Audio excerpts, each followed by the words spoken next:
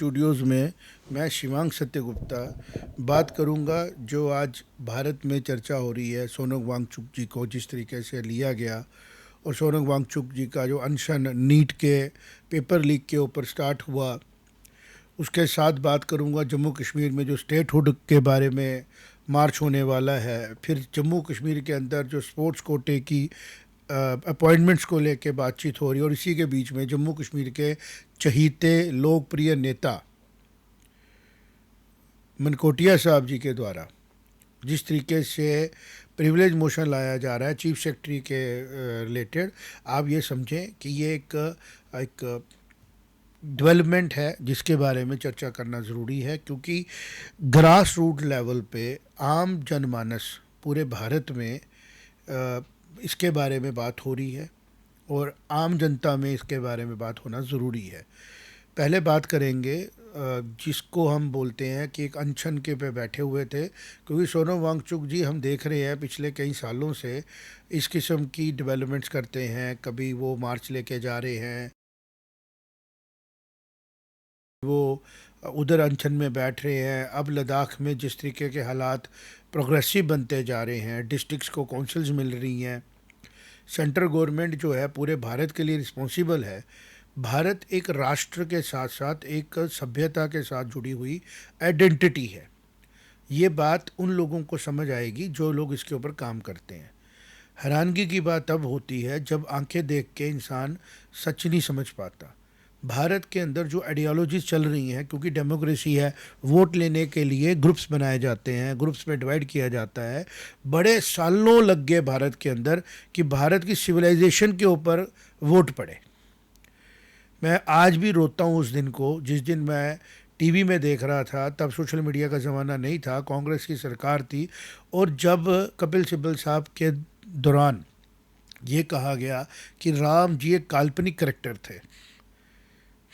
जिन भगवान राम जी की पूजा जम्मू कश्मीर के अलावा पूरी दुनिया में, क्या पूरे भारत के कोने कोने में होती है, वो एक काल्पनिक करैक्टर के तौर पे कहा गया। और जो पुल है उसको कहा एडम्स ब्रिज है, ये कुदरती बना है। ये चोट है उस सभ्यता की, उस सोच के ऊपर जिसके टूटने से पूरे विश्व में फ़ायदा होता है उन लोगों को जिनकी अपनी सभ्यता अभी बचपने में है। और इसी तरह डेमोक्रेसी भी बचपने में है, और ये डेमोक्रेसी का एक बैड फेज़ चल रहा है जहाँ पे सत्ता में आने के लिए सही के साथ भी लड़ने को तैयार है लोग। मैं एक सवाल पूछूंगा आज, काफ़ी लोगों को चुभेगा, कि क्या भारत में गांधी और भीमराव अंबेडकर ही सबसे ज़्यादा कामयाब और सबसे ज़्यादा इंस्पिरेशनल हैं? अगर ये कुछ चंद लोग बोलते हैं कि आप पार्टी वाले लोग आइडियलाइज करते हैं, पटेल को आइडियलाइज करते हैं, आदर्श मानते हैं, सावरकर जी को कुछ लोग, विवेकानंद जी को, मुझे खुशी होती जो लोग ये कह रहे हैं कि हम भीमराव अंबेडकर जी को मानते हैं। मेरे घर में, मेरे दफ्तर में, हमारी ऑर्गेनाइजेशन, मेरे पिताजी ने भीमराव अंबेडकर जी का तस्वीर और जन्मदिन मनाना शुरू किया था।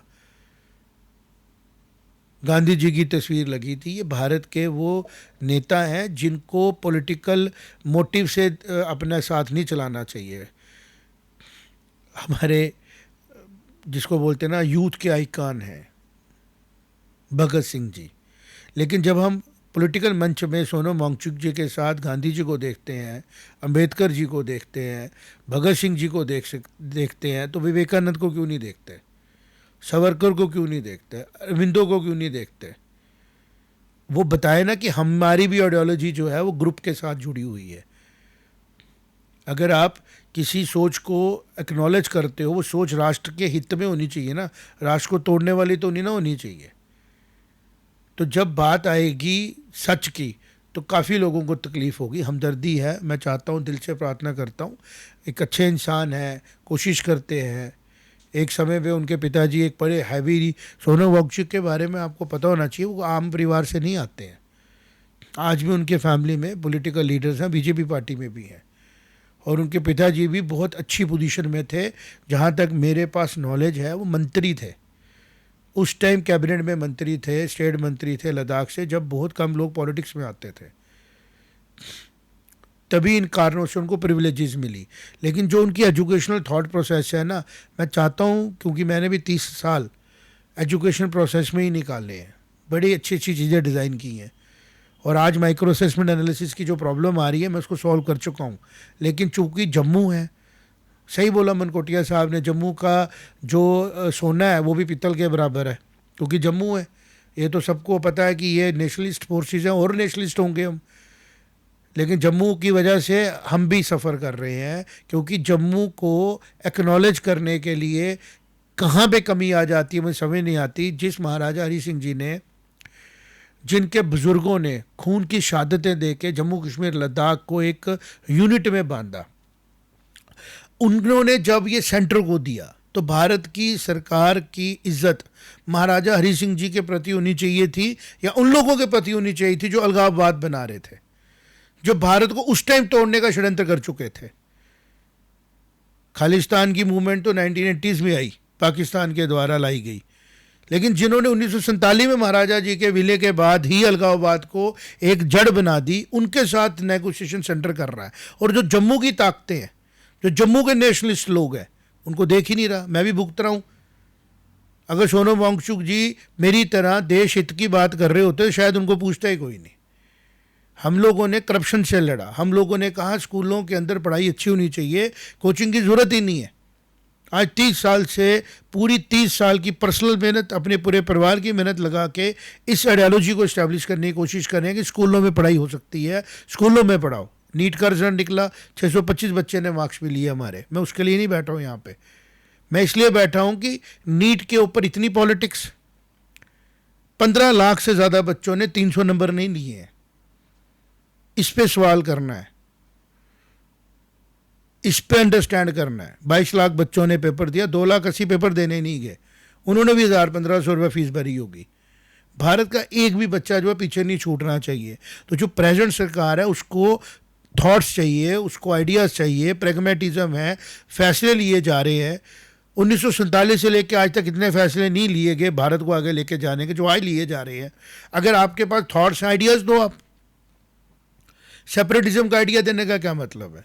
हमें आइडियाज़ देने हैं जो साउथ को वेस्ट से जोड़े, वेस्ट को नॉर्थ से जोड़े, नॉर्थ को ईस्ट से जोड़े।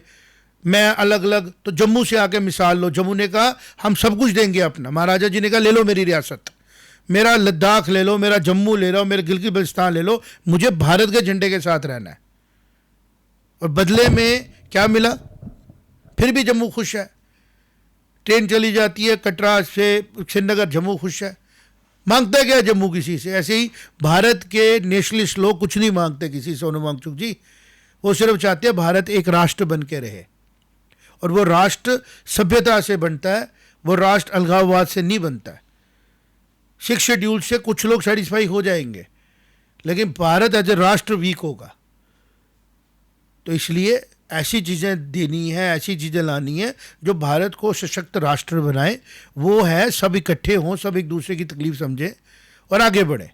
बाकी नीट के ऊपर एक टेक्निकल इशू है जिसके ऊपर क्रिमिनल एजेंसीज भी काम कर रही हैं, करना भी चाहिए, क्योंकि पेपर लीक हुआ है, क्राइम हुआ है।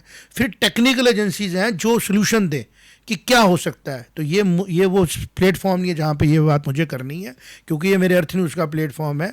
लेकिन मैं फिर वॉलंटियर करता हूँ, माइक्रो असेसमेंट एनालिसिस में मेरी बहुत स्ट्रॉन्ग कमांड है, और अगर मेरी बात किसी तक पहुँचे, मेरे सिस्टम में आके देखें। मैं एसपी स्मार्ट स्कूलिंग सिस्टम में वो चीज़ें काफ़ी सालों से कर रहा हूँ।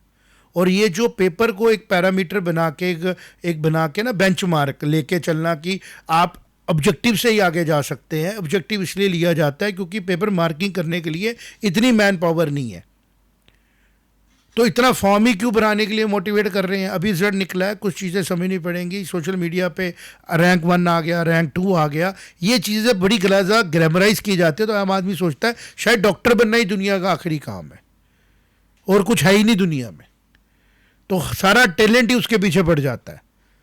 ऐसा नहीं है। भारत को साइंटिस्ट भी चाहिए, भारत को रिसर्चर भी चाहिए, भारत को प्रेगमेटिज्म वाले लोग भी चाहिए, भारत को जर्नलिज्म भी चाहिए, भारत को रिटेलर भी चाहिए, सेल्स पर्सन भी चाहिए, पॉलिटिशियन भी चाहिए। तो सोनम वांगचुक जी का इसके ऊपर कोई बात नहीं होती है। फिर अभी आमिर खान ने भी बोल दिया कि 3 इडियट जो मूवी थी वो शायद इनके ऊपर नहीं बनाई गई थी। फिर कोई वीडियो आता नहीं इन पे बनाई गई थी। तो इन सब के बीच में ना एक डिस्ट्रस्ट पैदा होता है आम लोगों के बीच में।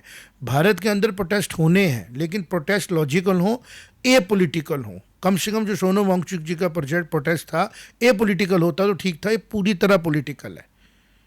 और अब अगर हम मैं चुप रहूँगा तो शायद मैं जस्टिस नहीं करूँगा इसके साथ, क्योंकि मुझे काफ़ी चीज़ें क्लैरिटी से पता है। तो उनकी सेहत के लिए प्रार्थना करते हैं। अगर वो टीचिंग को पसंद करते हैं तो ऐसा प्रोसेस लाएं जो साइक्लिक और रिपीटेबल हो। भारत में हमारे पास 26 करोड़ बच्चे पढ़ रहे हैं, 14 लाख स्कूलों में पढ़ने हैं। प्रोसेस चाहिए जो साइक्लिक हो। कमरों में बैठ के बातें करना तो आसान है। तो बड़ी ऐसी चीज़ें हैं जो ये सरकार कर सकती है क्योंकि ताकतवर है, लेकिन वहाँ तक वो बात पहुँचानी है। तो माइक्रो असेसमेंट एनालिसिस के साथ कंबाइन करके आप कंटिन्यूसली इवैल्यूएशन करके एक बच्चे को मल्टीपल मौके दे सकते हो कि वो अपने ड्रीम्स पूरा करे, तो कोई बच्चा डिसहार्टेंड नहीं होगा। लेकिन जब आप एक एग्ज़ाम को फिक्स करते हो और उस एग्ज़ाम को टफ बनाते बनाते आप एक मास्टर जी की पाठशाला शुरू होगी ललन टॉप पे, और उस पर मैं देख के हैरान हुआ। मैंने कहा यार ये क्या तैयार कर रहे हैं। मन मर्जी से परसेप्टिव हिस्ट्री पढ़ाना शुरू हो गए। तो जो फ्यूचर के हमारे आईएएस अफसर आ रहे हैं जो इनसे इन्फ्लुएंस्ड हैं, वो क्या करेंगे, ऑफिस में वे बैठ के रूल साइड पे रख देंगे, परसेप्शन से चलना शुरू हो जाएंगे। तो जो आज का मेरा छोटा सा इंट्रोडक्शन था सोनम वांगचुक को लेके, बिकॉज हम जम्मू कश्मीर के हैं, वो लद्दाख के, कोई फ़र्क नहीं है। लद्दाख में एडिशन चलता है हमारा, बड़ी इनपुट्स है हमारे पास, ठीक काम करते हैं, मेहनत करते हैं, अच्छी बात है। लेकिन जितना कर सकते थे पॉजिटिव एंगल से वो नहीं किया। कोचिंग और प्राइवेट सेक्टर की तरफ इन्फ्लुएंस हो गए। अपवाद हमेशा अच्छा नहीं होता ना, प्रोसेस अच्छा होता है, सिस्टम अच्छा होता है। तो आज जिस तरीके से गवर्नमेंट ने किया, मैं गवर्नमेंट के स्टैंड के साथ हूँ, बिल्कुल 100% हूँ। क्योंकि किसी को भी आप बीमार होने के लिए नहीं छोड़ सकते। हाई कोर्ट ने भी कहा था कि सेहत का ख्याल रखना चाहिए, बट अगर कोई ज़िद्द में आ गए हैं तो जैसे एक माँ अपने बच्चे के साथ ज़िद्द करती है, भाई तेरे को खतरे में थोड़ी डालना है। बाकी रहा सवाल प्रधान साहब का इस्तीफ़ा होगा नहीं होगा, वो जनमानस की बात है। जो पब्लिक की आवाज़ है वही हमारी भी आवाज़ है, हमारी अपनी कोई राय नहीं है। अगर प्रधान साहब जिसको मिस्टर प्रधान जो हमारे ऑनरेबल मिनिस्टर हैं, अगर उनको दिक्कत आ रही है और उनसे काम नहीं हो पा रहा है, तो बड़ी मिनिस्ट्रीज़ है जहाँ पे दिक्कत आ रही है। पहले भी दिक्कतें आई हैं, पहली बार थोड़ी आ रही हैं। तो किस तरीके से काम करना है वो पब्लिक ने डिसाइड करना है। हम मीडिया हाउसेस का काम है अपना पर्सनल ओपिनियन देना कि एक्सट्रीम स्टेप्स हमेशा गलत हैं, और अगर वो पॉलिटिकल मोटिव से लिए जा रहे हैं तो बहुत ही गलत है। एजुकेशन एक नॉन पॉलिटिकल मुद्दा है, इसको नॉन पॉलिटिकल ही रहने दें। दूसरी, जैसे हम बात कर रहे थे जम्मू कश्मीर में स्पोर्ट्स कोटे को लेके जो शोर मचा हुआ है, बिल्कुल जेन्युइन शोर है, बिल्कुल सच है कि नौकरियों को लेने के लिए बड़ी साजिशें होती हैं अपने हिसाब से। जैसे टेंडर लेने के लिए जम में मैनेजमेंट होती है, सबको पता है L1 L2 कर लो, हो जाती है मैनेजमेंट, बोलेगा कोई नहीं क्योंकि सब पार्ट करने, मोस्टली लोग जो इसका बेनिफिशियरी हैं वो चुप रहते हैं। इसी तरह जब जॉब्स देने की बारी आई जिसमें स्पोर्ट्स कोटा लगता था, तो एक ओपन हाउस में डिस्कशन क्यों ना हो जाए इसके बारे में। ओपन स्पोर्ट्स काउंसिल की जो अथॉरिटी के लोग हैं, चाहे मंत्री हैं, चाहे उसके सेक्रेटरीज हैं, चाहे जो भी हैं, आ जाए पब्लिक पे, ये लोग अप्लाई किए थे, ये कारण था उनको लेने का। कोई एक ऐसा स्पोर्ट जो ओपनली दिख रहा है कि सिर्फ 2 स्टेट्स में होता है, उसको मेल समझ के आगे बढ़ जाना। और जो स्पोर्ट्स देश को एक इज़्ज़त दिला रहा है, चूँकि वो जम्मू के लोग थे, लोग तो बात करेंगे। मैं भी तो पूछूंगा कि मार्च अगर आप स्पोर्ट्स कोटे में एडमिशन दे रहे हो तो जम्मू कश्मीर के बच्चों में इतनी डिस्क्रिपेंसी क्यों। पहले तो इंफ्रास्ट्रक्चर में डिस्क्रिपेंसी है, बहुत बड़ी डिस्क्रिपेंसी है। जितना बड़ा इंफ्रास्ट्रक्चर कश्मीर डिवीज़न में है उतना जम्मू में नहीं है।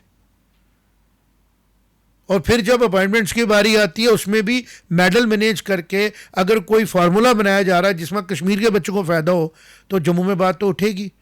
और जब जम्मू में बात उठेगी और सच ये है कि डिस्क्रिपेंसी हुई है तो ज़ोर शोर से उठनी चाहिए, और बच्चों को इंसाफ दिलाने के लिए सबको कोशिश करनी चाहिए। यही तो मज़ा है डेमोक्रेसी का। तीसरी बात थी इम्पॉर्टेंट वो ये थी कि जैसे नीट का रिजल्ट निकला है, बच्चे खुश हैं, हम भी बड़े खुश हैं, लेकिन साथ साथ समझना है कि बहुत से बच्चे जो है वो एक सिस्टम का पार्ट बन जाते हैं और फिर सोचते हैं कि हमें कुछ नहीं मिला।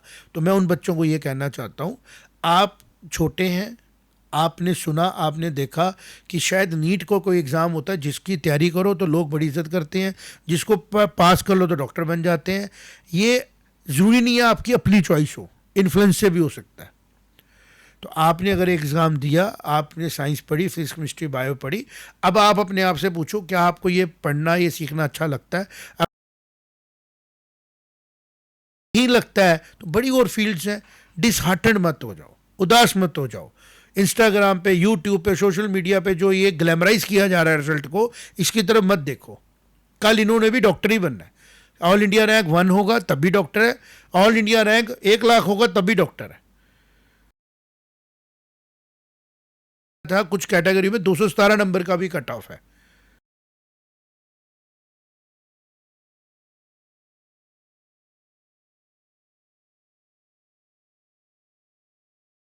तरीके से आगे बढ़ना है, किस तरीके से काम करना है, सबको आगे लेके चलने के लिए नीट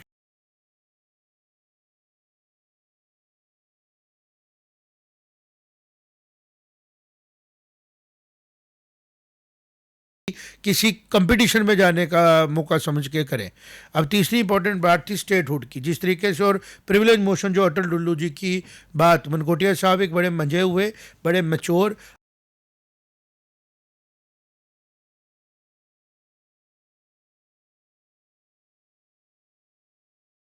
लोगों की सेवा में पेश किया। पिछले दिनों भी देखा गया कि उन्होंने देखा जो अफसर पावरफुल हैं, अफसरों के पास ताकत है, वो आम जनमानस का ध्यान नहीं दे रहे हैं। तो उन्होंने जम्मू की बात की, पटवारी के कोई अपॉइंटमेंट मैटर्स पे, और जिस तरीके से आज भी वीडियो सामने आई, मैं अप्रिशिएट करूँगा मनकोटिया साहब को कि जिस किस्म के हालातों से जम्मू कश्मीर गुजर रहा है, उसमें पब्लिक रिप्रेजेंटेटिव्स अगर बढ़ चढ़ कर आगे आएंगे, लोगों के कॉज को उठाएंगे, तो पब्लिक में एक राहत मिलती है। क्योंकि अफसर जो वो अधिकारी है, उसके पास अधिकार है। अक्सर मेरा एक साथी रवि शंडू बोलता है, पब्लिक रिप्रेजेंटेटिव सेंटिमेंट बताता है कि पब्लिक डेमोक्रेसी, अगर हम पुजारी हैं तो डेमोक्रेसी में तो पब्लिक की आवाज़ सबसे बड़ी आवाज़ है। तो अधिकारी को भी सुननी है, पॉलिसी मेकर को भी सुननी है, और अगर वो दबाई जा रही है तो जिस तरीके से मनकोटिया साहब अंडर कानून में रह के बात कर रहे हैं, ये हाईली अप्रिशिएबल है। इसमें कोई क्रिटिसिज्म करने का मतलब ही नहीं है। प्रिविलेज मोशन आएगा, लॉ के अंडर जो भी सिस्टम होगा उसके आगे क्या होता है, जैसे हालात बनेंगे वैसे सामने आएगा। अब आएगी स्टेटहुड की बारी। मेरा पर्सनल राय भी उसमें क्लियर है, जब तक जम्मू क्लियर नहीं होता कि अगर कल को ये स्टेट सेंटर दी जाती है, या तो जम्मू की सीटें, कश्मीर की सीटें लेजिस्लेटिव असेंबली में बराबर करें, ताकि जम्मू के लोग भी डिसाइड करें बराबर है, कश्मीर के भी डिसाइड करें बराबर है, ना कोई 51 हो ना कोई 50 हो। क्योंकि जम्मू वैसे बड़ा इलाका है, जम्मू में वैसे ज़्यादा लोड है, यहाँ पे हर तरफ से कारण है, मैनी रीजंस की यहाँ की सीटें कश्मीर से ज़्यादा हों। लेकिन अगर आप बराबर नहीं कर सकते हैं तो जम्मू को ज़्यादा नहीं कर सकते तो बराबर कर दो, और ना ज़्यादा करेंगे ना बराबर करेंगे, फिर जम्मू को आप सोचें कि कैसे आपने जस्टिस देना है।